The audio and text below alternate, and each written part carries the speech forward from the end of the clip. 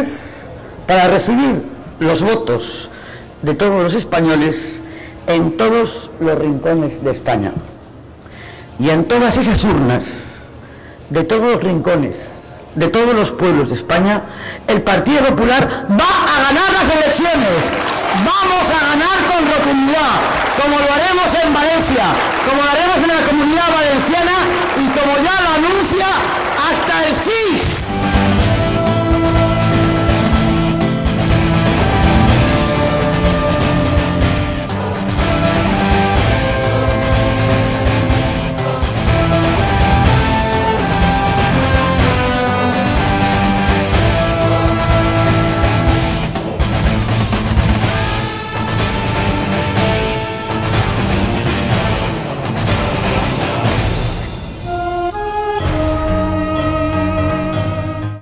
Gracias a las valencianas y a los valencianos de Castellón, de Alicante y de la provincia de Valencia, porque van durante estos 15 días a demostrar que prefieren los proyectos a los insultos, la ilusión al pesimismo, el futuro al pasado, España a los que no quieren un país fuerte y grande.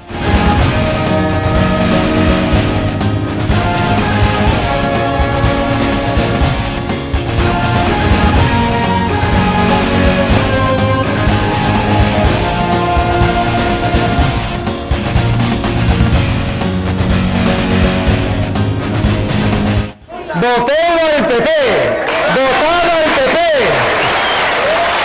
voteu per la Comunitat Valenciana, voteu per España, votad por la Comunidad Valenciana, votad por España. Ho dic en valencià y lo digo en castellano, porque en esta tierra convivimos con la misma ilusión y con el mismo afecto els que parlem en valencià y los que hablamos en castellano.